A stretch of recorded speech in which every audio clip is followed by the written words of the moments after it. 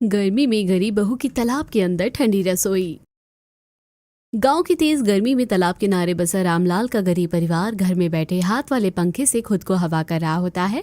वहीं सपना और प्रीति दरवाजे पर खड़ी होती है, जहां से गांव का तालाब दिख रहा होता है।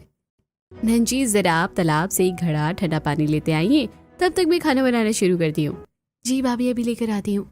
प्रीति घड़ा लेकर तेज धूप में तालाब के पास आती है और तालाब में घड़ा डुबोकर घड़े में पानी भरने लगती है।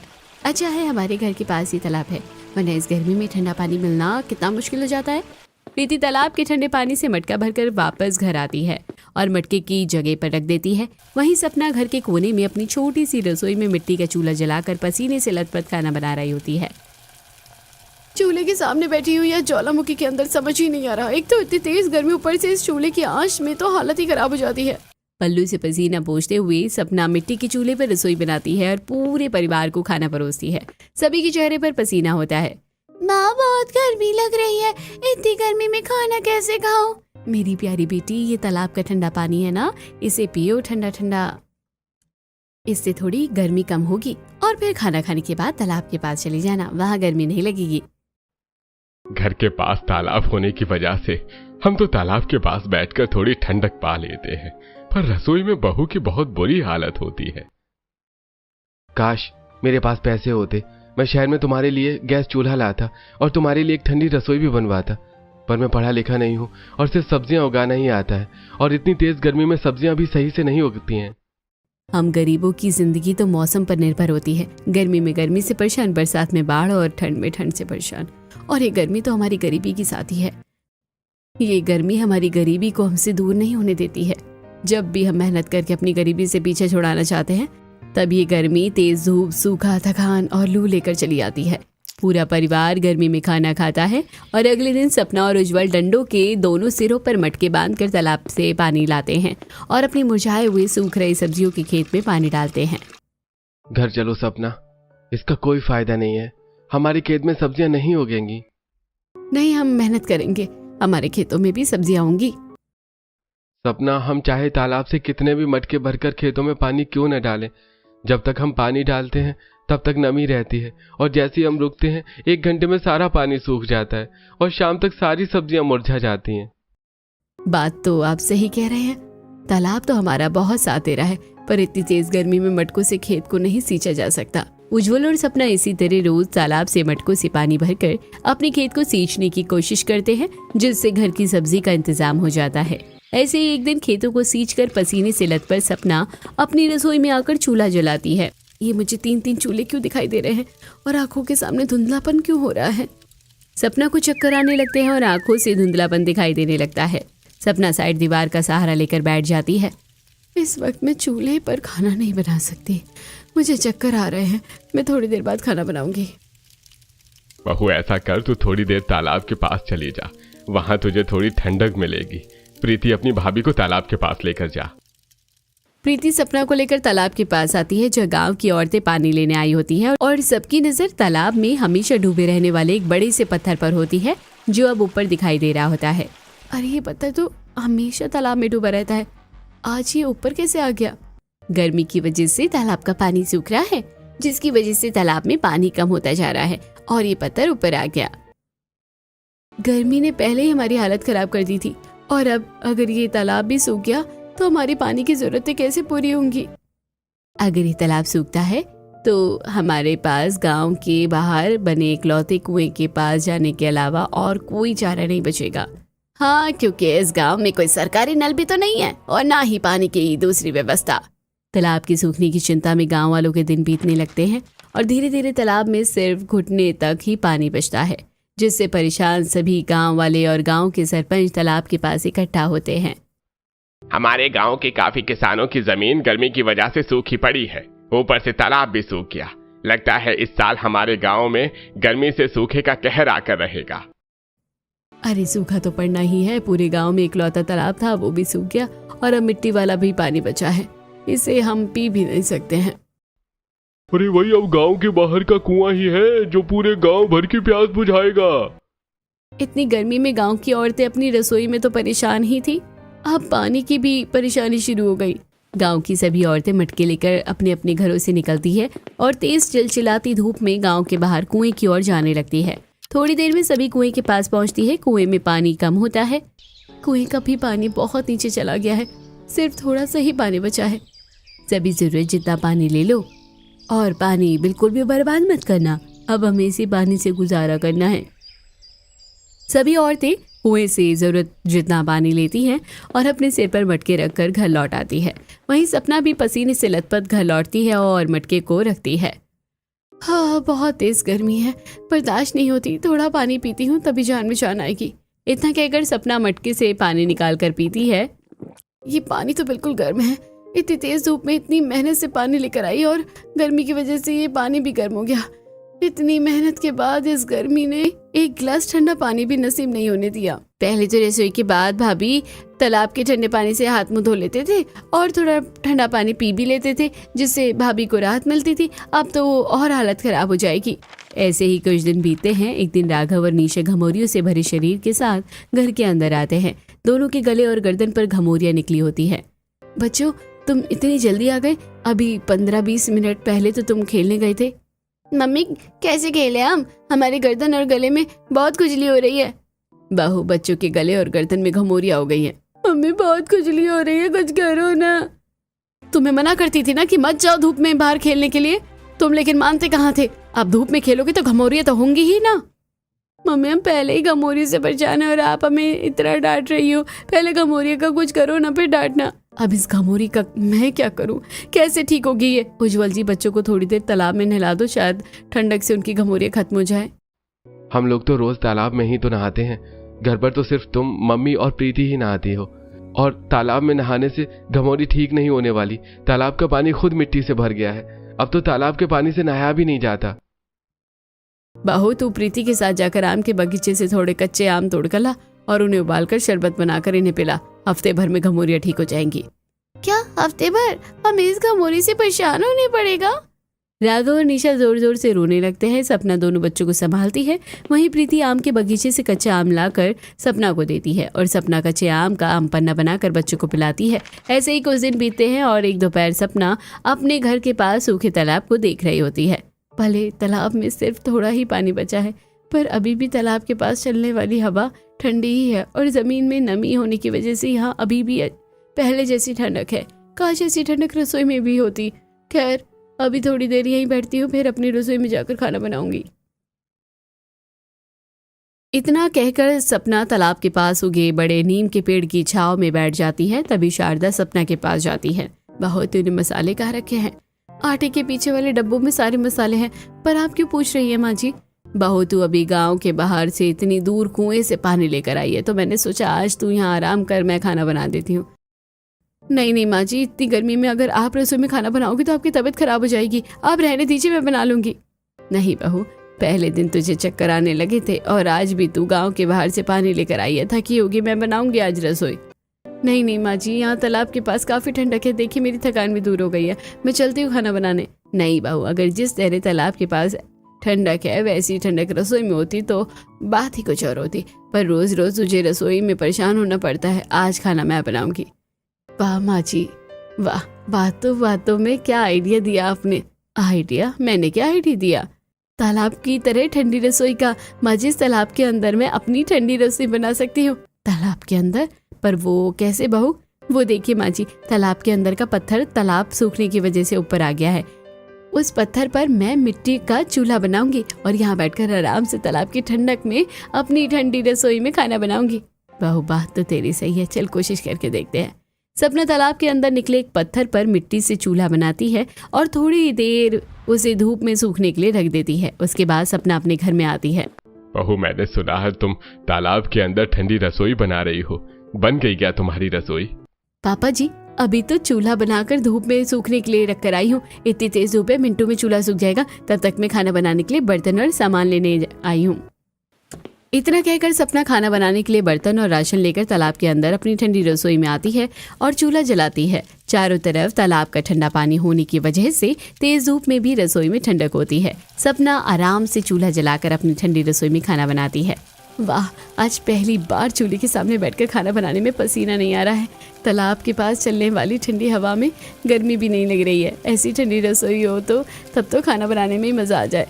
सपना अपनी ठंडी रसोई में खाना बनाती है, तभी शारदा अपने पूरी परिवार के साथ थालियाँ लेकर आती है और नीम के पेड़ के नीचे बैठ जाती है। अरे आप लोग घर के बाहर थालियाँ लेकर क्यों आ गए? मैं खाना लेकर आ ही रही थी। क्यों भाभी, आप तालाब के अंदर ठंडी रसोई में ठंडक में खाना बनाएंगी और हम भट्टी जैसे घर में खाना खाएंगे? माँ जल्दी खाने जाए ना, बहुत भूख लगी है। हाँ सपना, जल्दी खाना परोसो। बहुत दिनों बाद बिना पसीना बहाए तुमने खाना बनाया है और हम बिना पसीना बहाए खाना खाएंगे। सपना सभी को खाना परोसी और खुद भी पेड़ की छांव और तालाब की ठंडी रसोई में पूरे परिवार के साथ बैठकर खाना खाने लगती है। वाह मम्मी, आज मजा आ गया। क्या ठंडी जगह है खाना खाने के लिए। तुम बेकार में हमें घर में खाना खिलाती थी, अब से हम रोज तालाब के पास ही बैठकर खाना खाएंगे और तुम भी तालाब के पास ही खाना बनाना, फिर तुम्हें पसीने भी नहीं आएंगे। मम्मी, जब तालाब में इतनी ठंडक हो तो आपने पहले तालाब में खाना क्यों नहीं बनाया? अब तक रसोई में क्यों बनाती थी खाना? बच्चों, पहले कभी ध्यान ही नहीं दिया कि तालाब के पास ठंडी रसोई भी हो सकती है, और जब तालाब पानी से भरा था तब शायद मैं यहाँ अपनी ठंडी रसोई बना भी नहीं पाती। गांव भर के लोग तालाब के पास आकर काम करते थे, उन्हें भी परेशानी होती और हमारी रसोई में भी पानी के छींटे आते, पर अब ऐसी कोई दिक्कत नहीं है। अरे सपना, अब तुम रोज तालाब के अंदर ठंडी रसोई में ही खाना बनाना। सपना पूरे परिवार के साथ तालाब के पास नीम के पेड़ की छांव में खाना खाती है और पूरा परिवार वहीं चटाई बिछा के लेट जाता है। ऐसे ही कुछ दिन बीतते हैं। अब सपना रोज तालाब के अंदर ठंडी रसोई में खाना बनाती है। ऐसे ही एक दोपहर तेज धूप में सपना खाना बना रही होती है, तभी उज्जवल वहाँ आता है। तालाब के अंदर ठंडी रसोई में ठंडक तो है, पर तेज धूप भी तो है। सपना, तुम्हें धूप नहीं लग रही है क्या? जी, आप यहाँ? अभी तो खाना नहीं बना है, अभी खाना बनने में थोड़ा समय है। नहीं नहीं, तुम आराम से खाना बनाओ। वैसे मैं पूछ रहा था, इतनी तेज धूप है, तुम्हें धूप नहीं लग रही है क्या? बात तो आप सही कह रहे हैं, धूप तो बहुत तेज़ है और मेरे सर पर बहुत तेज़ धूप लग रही है, पर अब इसका क्या कर सकते हैं? अगर तालाब की ठंडी रसोई में ठंडक में खाना बनाना है तो थोड़ी धूप तो बर्दाश्त करनी पड़ेगी। हम गरीबों को कभी पूरा सुख नहीं मिलता है। तालाब के अंदर ठंडी रसोई मिली, फिर भी सर पर धूप लग रही है। अगर यहाँ पर सिर छुपाने जितनी भी जगह होती तो तुम्हें और आराम होता खाना बनाने में। देखिए क्या कमाल की बात है, बातों ही बातों में आपने मुझे एक और आइडिया दे दिया। मेरी बातों में तुम्हें क्या आइडिया मिल गया? अभी आपने कहा ना सर छुपाने के लिए एक छोटी छत होती तो कितना अच्छा होता, तो एक छोटी छत बनाना कौन सी बड़ी बात है। मैं अपने बैठने जितनी एक छोटी सी छत तो बना ही सकती हूँ। जिस तरह हम खेत में आराम करने के लिए छत डालते हैं, ठीक वैसे ही। अच्छा ठीक है, तो मैं कुछ बांस और हरे पत्ते इकट्ठा करके तुम्हारे लिए एक छत बना देता हूँ, तुम आराम से उसके अंदर बैठना। ठीक है, मैं भी आपकी मदद करती हूँ। इससे मैं छत बनाना भी सीख जाऊंगी और कभी छत टूट भी गई तो मैं दोबारा बना लूंगी। इतना कहकर सपना चूल्हे पर चावल चढ़ाकर उज्जवल के साथ बांस के पेड़ों के पास आती है। सपना और उज्जवल कुछ छोटे बांस, ढेर सारे केले के पत्ते, अपनी लंबी बेल लेकर तालाब के अंदर अपनी ठंडी रसोई में आते हैं। मैं इन 4 बांसों को जमीन में गाड़कर बेलों से आपस में बांध दूंगा और उसके ऊपर और तीनों तरफ केले के पत्तों से अच्छे से ढक दूंगा। बस छत बनकर तैयार। सपना और उज्जवल तालाब के अंदर ठंडी रसोई में 4 बांस जमीन में गाड़ते हैं और बांसों को लंबी बेलों से आपस में बांधकर उन पर केले के बड़े बड़े पत्तों से अच्छे से ढक देते हैं, जिसके अंदर सपना आराम से बैठकर खाना बनाती है। सही मायने में तो अब मेरी तालाब के अंदर ठंडी रसोई बनकर तैयार हो गई है। इतने दिनों तक तो मैं धूप बर्दाश्त कर लेती थी, पर अब तो धूप बर्दाश्त करने की भी ज़रूरत नहीं है। सपना उज्जवल के साथ मिलकर पूरी तरह से तालाब के अंदर ठंडी रसोई बना लेती है और अब सपना को खाना बनाते वक्त बिल्कुल गर्मी नहीं लगती है। ऐसे ही कुछ दिन बीतते हैं और एक दिन सपना अपने घर की रसोई में आकर सब्जियों की खाली टोकरी देखती है। निशा के पापा, आप खेतों से सब्जियां नहीं लेकर आए क्या? घर में एक भी सब्जी नहीं है, खेतों से थोड़ी सब्जियां ले आई हैं। खेत में एक भी सब्जी नहीं बची है। इतने दिनों की मेहनत से जो सब्जियां उगी थी वो भी सब खत्म हो गई हैं। अरे उज्जवल बेटा, तो तूने और सब्जियां क्यों नहीं उगाई? अब बिना सब्जी के हम खाना कैसे खाएंगे? सब्जियां कैसे उगाऊं पापा? पहले जब तालाब में पानी था तो किसी तरह अपने खेतों को सींचा करता था। अब तालाब में पानी ही नहीं है खेत सींचने के लिए, इसलिए एक भी सब्जी नहीं होगी। सारे पौधे मुरझा गए हैं। पूरा परिवार अपने बंजर और सूखे पड़े खेत में आता है। चारों तरफ सूखी मिट्टी और मुरझाए हुए पौधे पड़े हुए थे। हे भगवान, अब बिना सब्जियों के हमारा गुजारा कैसे होगा? यही सब्जियां ही तो हमारी रोजी रोटी थी। इन्हीं सब्जियों के बदले तो थोड़ा आटा चावल तो मिल ही जाता था। अब अगर सब्जियां ही नहीं होंगी तो हम खाएंगे क्या और घर का राशन कैसे खरीदेंगे। पहले भी तालाब ही हमारी मदद करता था और अभी भी तालाब ही हमारी मदद करेगा। हम तालाब से पानी लाकर अपने खेतों को ही नहीं सींच सकते, पर तालाब के सूखने की वजह से जो जमीन बाहर आई है वहाँ खेती तो कर सकते हैं। सपना पूरे परिवार को तालाब के पास लाती है और तालाब सूखने की वजह से बाहर आई जमीन दिखाती है। ये जमीन सालों तक पानी के अंदर थी, जिसकी वजह से वो काफी उपजाऊ है। अगर हम इसमें खेती करेंगे तो हमारी सब्जियां जरूर उगेंगी और तालाब के पास होने की वजह से सब्जियों की सिंचाई करना भी मुश्किल नहीं होगा। हाँ, ये आइडिया ठीक है। उज्जवल बेटा, तो इस जमीन की जुताई करके इसे थोड़ा नीचे कर और मैं ऐसी मेड़ बनाऊंगा कि तालाब का पानी ढलान से खुद इस जमीन तक आएगा और दूसरी तरफ से वापस भी चला जाएगा। उज्जवल तालाब की जमीन की जुताई कर एक तरफ की जमीन तालाब से नीचे करता है और रामलाल तालाब से जुताई की जमीन एक तरफ की पतली मेड़ बनाता है, जिससे पानी खुद जमीन तक आता रहता है और वापस भी जाता रहता है। और सपना जमीन में तरह तरह की सब्जियों के बीज बोती है। बहू, मैंने तालाब के घुटनों भर पानी से हमारी खेती के लिए चुनी गई जमीन तक ऐसी मेड़ बना दी है कि अब पानी खुद तालाब से आएगा और दोबारा तालाब में ही चला जाएगा। अब हमें अलग से सिंचाई करने की जरूरत नहीं है। अब बस कुछ ही दिनों का इंतजार है। बीज अंकुरित होते ही मैं इसमें गोबर, सड़ी गली सब्जियां और फलों का खाद डालकर डाल दूंगी और कुछ ही दिनों में हमारी सब्जियां तैयार हो जाएगी। भाभी, सब्जियां तैयार होने में 10 दिन लगेंगे, तब तक हम क्या खाएंगे? गर्मियों का सीजन है, गांव के बगीचों में काफी अच्छे आम हो गए हैं। अगर हम कच्चे आमों को दाल में डाल दें तो चावल के साथ आराम से खट्टी दाल खा सकते हैं और कच्चे आम का अचार भी बना सकते हैं। हाँ भाभी, और हम पके आमों से आमरस बनाकर उससे रोटी के साथ भी तो खा सकते हैं। ऐसे ही आज का दिन बीतता है। अगले दिन प्रीति और सपना अपने गांव के आम के बगीचों में आती है और थोड़े कच्चे और थोड़े पके आम तोड़ती है। नंजी, छोटे कच्चे आम आप भी ना माँ जी को दे देना, उनसे अच्छा अचार कोई नहीं बना सकता। और जो थोड़े बड़े कच्चे आम हैं उनसे मैं खट्टी दाल बना दूंगी। तब तक आप इन पके हुए आमों का रस निकाल दो। सपना और प्रीति कच्चे आम और पके आम तोड़कर घर आती है, जहाँ शारदा छोटे छोटे कच्चे आमों के टुकड़े करके मसाला मिलाकर उन्हें धूप में सूखने के लिए रख देती है। और सपना थोड़े बड़े कच्चे आम दाल में डाल देती है और प्रीति पके आमों का रस एक बर्तन में निकालकर तालाब के अंदर सपना की ठंडी रसोई में आती है। भाभी, मैंने पके आम का रस निकाल दिया है, मुझे रोटी चाहिए, मैं खाने जा रही हूँ। रुकिए नैना जी, मेरे पास एक आइडिया है। इन पके हुए आमों के रस को मैं मिट्टी के घड़े में रखकर सूती कपड़े से लपेटकर तालाब के पानी में रख दूंगी, जिससे आम रस बिल्कुल ठंडा और खाने में और मजेदार हो जाएगा। सपना तालाब की जमीन पर तालाब के पानी में एक छोटा सा गड्ढा बनाकर मिट्टी के मटके में आमरस डालकर सूती कपड़े में लपेट कर रख देती है और उसी तरह एक पानी का मटका भी रख देती है। ऐसे ही दोपहर होती है और पूरा परिवार खाने बैठता है। अरे वाह मम्मी, ये तो बहुत ठंडा पानी है और ये आमरस भी कितना ठंडा ठंडा है। हाँ मम्मी, ये पानी भी बहुत ठंडा है और ये आमरस भी बहुत टेस्टी है। बहू, कुएं से पानी लाते लाते तो पानी गर्म हो जाता है, फिर ये पानी इतना ठंडा कैसे है? पापा, भाभी ने तालाब के अंदर बनी ठंडी रसोई में पानी और आमरस दोनों को ठंडा कर लिया है। वाह बहू, तू अपनी तालाब के अंदर बनी ठंडी रसोई को अच्छे से इस्तेमाल कर रही है। पर अब नदी का पानी गंदा होता जा रहा है, मुझे तो पानी की चिंता हो रही है। इसकी चिंता तो मुझे भी है, पर अभी सब कुछ ठीक है, देखते हैं क्या होता है। सपना अपनी ठंडी रसोई में मजे से अपने परिवार के लिए खाना बनाती है और उसके साथ आराम से खाना खाती है। वहीं रोज सपना के साथ कुएं तक जाने वाली गांव की औरतें ये सब देख रही होती है। एक दिन सभी औरतें सपना के पास आती है। वाह बहू, तू तो तालाब के अंदर अपनी ठंडी रसोई में काफी ठंडक में खाना बनाती है और अपने परिवार के साथ खाना खाती है। अब तो तालाब के अंदर ठंडी रसोई में तूने हरी भरी सब्जियां भी उगा ली है। ये सब तो इस तालाब की वजह से हुआ है। पानी कम होने के बाद भी ये हमारी मदद कर रहा है। सपना बहन, हमें भी रसोई में काफ़ी गर्मी लगती है, पूरा शरीर पसीने से भीग जाता है। क्या हम भी तुम्हारी तरह तालाब के अंदर अपनी ठंडी रसोई बना सकते हैं? सपना बहन, हमारी भी मदद करो इस तरह की ठंडी रसोई बनाने में। हम भी तालाब के पास थोड़ी और सब्जियां उगाना चाहते हैं। हमारे घरों में भी खाने पीने की बहुत दिक्कत है।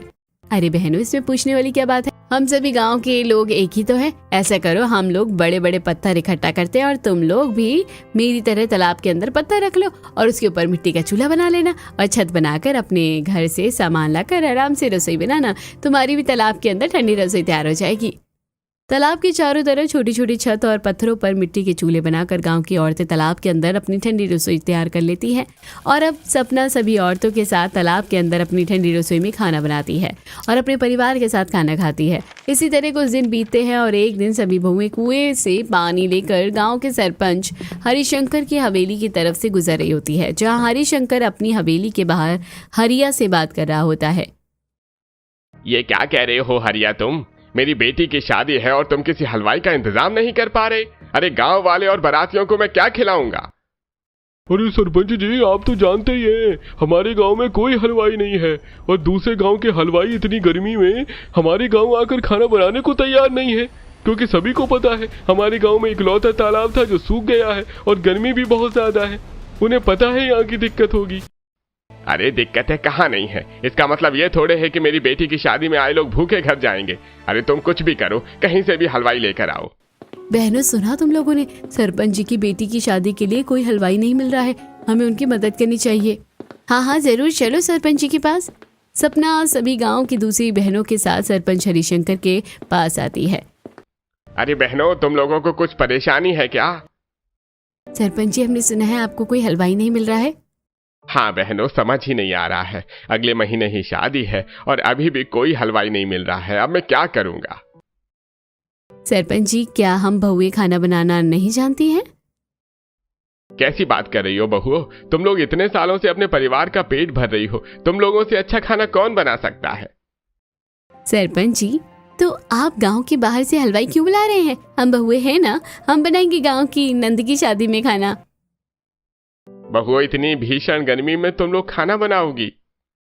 सरपंच जी, सपना दीदी के तालाब के अंदर बनी ठंडी रसोई में गर्मी का नामो निशान नहीं है। आप बस हमें सुबह राशन और बर्तन दे देना, बाकी खाना बनाना हम लोगों की जिम्मेदारी है। ऐसे ही हंसी खुशी एक महीना बीतता है और आज सुबह सरपंच अपने आदमियों के साथ बड़े बड़े बर्तन और राशन लेकर बहू के पास आता है। अरे बहुओं, ये लो बर्तन और ये सारा राशन का सामान। सरपंच जी, अब आप जाइए और जाकर मंडप लगवाइए और दूसरी तैयारियां कीजिए, शाम तक खाना बन जाएगा। हम मिट्टी के बड़े बड़े 3 चूल्हे बना लेते हैं। पूर्णिमा दीदी, आप एक पर सब्जी बनाइए, राधिका बहन तुम एक पर चावल और दाल बनाओ, मैं आटा गूंथती हूँ, शाम को सीधे पूड़ियाँ तलूंगी, खाना तैयार हो जाएगा। तालाब के अंदर ठंडी रसोई में बहुएं मिट्टी के 3 बड़े बड़े चूल्हे बनाती है और उनमें लकड़ियां जलाकर खाना बनाना शुरू करती है। देखते ही देखते सूरज ढलता है और सपना कढ़ाई में तेल डालकर चूल्हे के सामने खड़ी हो जाती है। दीदी, हम पूड़ियाँ बेलते हैं और आप गर्मा गर्म पूड़ी तलिए, और हरिया काका, आप सरपंच जी के आदमी के साथ ये सारा खाना लेकर सरपंच जी की हवेली में जाइए। मुझे बड़ी खुशी है कि हमारी मदद से गांव की किसी बेटी की शादी हो रही है और इतनी ठंडी रसोई में इतने बड़े चूल्हों से भी हमें गर्मी नहीं लग रही है। अब जल्दी जल्दी पूड़ियाँ बेलो, फिर तैयार होकर हमें भी सरपंच जी की हवेली में शादी देखने जाना है। पूर्णिमा, राधिका और शारदा फटाफट पूड़ियाँ बेलने लगती है। वहीं सपना और प्रीति एक ही कढ़ाई में जल्दी जल्दी पूड़ियाँ तलने लगती है। वहीं दूसरी तरफ हरिशंकर के आंगन में गांव के लोग और बारात में आए सभी लोग आराम से खाना खाते हैं। शादी के बाद सरपंच जी अपनी बेटी को विदा करते हैं। अगले दिन सरपंच तालाब किनारे सभी बहुओं के पास आते हैं। बहुत बहुत धन्यवाद सपना बहू, और तुम सभी बहुओं को भी बहुत बहुत धन्यवाद, तुमने मेरी इज्जत बचा ली। सरपंच जी, आप हमारे पिता की उम्र के हैं, आप हमें धन्यवाद करें, अच्छा नहीं लगता, ये सब तो हमारा कर्तव्य था। वैसे सच कहूँ सपना बहू, तो तुमने मेरी ही नहीं अपने पूरे परिवार और पूरे गांव की बहुओं की मदद की है। आज तुम्हारी तालाब के अंदर ठंडी रसोई बनाने की वजह से गांव की सभी बहुएं ठंडक में आराम से खाना बना पाती हैं और मेरी बेटी की शादी भी अच्छे से हो पाई। मैं बहुत खुश हूँ। तुम सदा खुश रहो, सदा सुहागन रहो। कभी भी तुम्हें कोई दिक्कत हो तो मुझे बताना। ऐसे ही कुछ दिन बीते हैं और एक दोपहर सपना गांव की बहुओं के साथ गांव के बाहर कुएं के पास आती है। कुआं पूरी तरह से सूख चुका था। हे भगवान, ये कुआं भी सूख गया, अब हमारा क्या होगा? हम अब पानी कैसे पिएंगे? अब तो गांव में पानी का एक ही रास्ता बचा है, हमारा तालाब। उस तालाब में तो सिर्फ घुटने तक ही पानी है और उस पानी में भी काफी मिट्टी है। तो हम क्या कर सकते हैं? कम से कम मिट्टी मिला ही सही, पर पानी तो है कुएं में, तो पानी की एक भी बूंद नहीं है। अब हमें उसी पानी को पीना होगा। हमारे पास अब कोई चारा नहीं है। ऐसा करते तालाब के पानी को थोड़ी देर बर्तन में भरकर रख देंगे, मिट्टी नीचे बैठ जाएगी, फिर सूती कपड़े से छान लेंगे और फिर उबाल कर पियेंगे। मुझे ठीक तो नहीं लग रहा, पर प्यास तो बुझानी पड़ेगी ना। सपना बहू के साथ वापस गांव लौट जाती है और अपने घर आकर कुएं की सूखने की बात घर वालों को बताती है। अरे ये गर्मी हमें क्या क्या दिन दिखाएगी। बहू, तूने जैसे बताया है वैसे ही थोड़ा पानी साफ करके रख ले, वही पिएंगे हम सब। सपना तालाब से एक मटका पानी निकालती है और उसे थोड़ी देर रख देती है। थोड़ी देर में पानी की मिट्टी मटके के तले बैठ जाती है। तब सपना पानी छानकर अपनी ठंडी रसोई में उबाल कर एक साफ मटके में भरकर रख देती है। फिर पूरा परिवार खाना खाने बैठता है। मम्मी मम्मी थोड़ा पानी दो ना, बहुत प्यास लगी है। हाँ मम्मी मुझे भी दो ना। हाँ बच्चों लो पानी। मेरा भी बिल्कुल मन नहीं है बच्चों को ये पानी पिलाने का, पर बच्चे बिना पिए रह भी तो नहीं पाएंगे। मन ना होते हुए भी सपना बच्चों को तालाब का साफ किया हुआ पानी पिलाती है और पूरे गांव को भी मजबूरी में तालाब का पानी ही पीना पड़ता है। ऐसे ही कुछ दिन बीतते हैं और एक दिन राघव और अनीशा गांव के कुछ बच्चों के साथ बड़े बड़े थर्माकोल लेकर तालाब के किनारे आते हैं। दादी बुआ पापा मम्मी देखो हम क्या लेकर आए हैं। बच्चों ये थर्माकोल क्यों लेकर आए हो तुम लोग, और तुम्हें इतने सारे थर्माकोल कहाँ मिले? गांव के बाहर जहाँ कचरा फेंका है ना, हमारी गेंद वहाँ चली गई थी। हम गेंद लेने वहाँ गए तो हमें ये थर्माकोल मिले तो हम इन्हें लेकर आ गए। बच्चों अब तुम कचरे से भी चीजें उठाने लगे हो, क्या जरूरत है तुम्हें कचरे से थर्माकोल लेकर आने की? क्या करोगे इनका? मम्मी डांट क्यों रहे हो, पहले हमारी बात तो सुनो। अरे बहू तू बच्चों से इतना प्यार करती है, फिर बात बात पर उन्हें डांट कर डरा क्यों देती है? पहले सुन तो बच्चे थर्माकोल क्यों लेकर आए हैं। कचरे के पास थोड़ा पानी इकट्ठा था जिसमें छोटे छोटे थर्माकोल तैर रहे थे, इसलिए हम ये बड़े थर्माकोल लेकर आए। अगर ये भी पानी में तैरेंगे तो हम इस पर बैठकर खेलेंगे। अरे बच्चों थर्माकोल पानी में तैरते हैं और ये थर्माकोल काफी बड़े हैं, इसलिए तुम बैठकर आराम से खेल भी सकते हो, पर ध्यान रखना थर्माकोल से पलटकर तालाब में गिर मत जाना। अगर बच्चे तालाब में गिर भी जाते हैं तो वो डूबेंगे नहीं, क्योंकि बच्चों के घुटनों तक पानी है और पानी की वजह से उन्हें चोट भी नहीं लगेगी। खेलने दीजिए इन्हें आराम से। राघव और निशा गांव के बच्चों के साथ थर्माकोल पर बैठकर तालाब के थोड़े से पानी में मस्ती करने लगते हैं। याहू मैं जा रही हूँ खजाने की खोज करने, और मैं जा रहा हूँ पानी की गहराई में खजाना ढूंढने। बच्चे तालाब में खेल रहे होते हैं, वहीं दूसरी तरफ सपना तालाब की जमीन में उगाई सब्जियों के पास आती है, जहाँ हरी भरी और तरह तरह की सब्जियां उगी होती हैं। गर्मी में ज्यादा मसालेदार खाना सही बात नहीं है और पानी भी नहीं है, इसलिए आलू और टमाटर की सब्जी बना देती हूँ।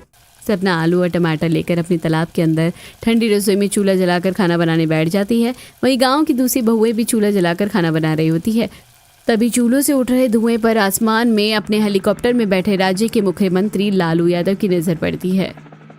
पायलट मैप में तो इस जगह पर तालाब दिखा रहा है ना? जी सर। पायलट मुझे दूरबीन देना। राज्य के मुख्यमंत्री अपने हेलीकॉप्टर में बैठे बैठे दूरबीन लगाकर नीचे बहू को तालाब के अंदर ठंडी रसोई में खाना बनाते हुए देख लेते हैं। अरे ये कौन सा गांव है? मुझे तो इस गांव के बारे में कुछ पता नहीं था, और इस गांव की औरतें तालाब के पास खाना क्यों बना रही हैं? पायलट हेलीकॉप्टर नीचे लेकर चलो और ध्यान रखना किसी को चोट ना लगे। पायलट धीरे धीरे हेलीकॉप्टर नीचे लेकर आता है, जिससे सभी बहुओं के चूल्हे बुझ जाते हैं और बच्चे डरकर तालाब के बाहर भाग जाते हैं। पायलट थोड़ी दूर पर हेलीकॉप्टर उतारता है और राज्य के मुख्यमंत्री अपनी सिक्योरिटी के साथ बहू के पास आते हैं। कौन है आप? हमें डरा दिया आपने। अरे बच्चों डरो मत, मैं राज्य के मुख्यमंत्री लालू यादव हूँ। मैं इन बहुओं से बात करने आया हूँ।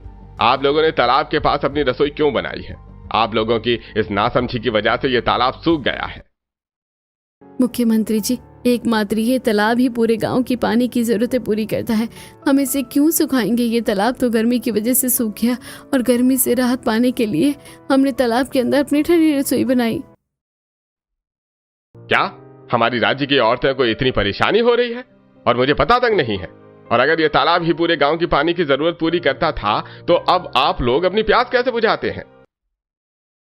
मुख्यमंत्री के सवाल पूछते ही राघव और निशा को उल्टियां होना शुरू हो जाती है। अरे बच्चों क्या हुआ तुम्हें? पायलट इन बच्चों को तुरंत अस्पताल लेकर जाओ।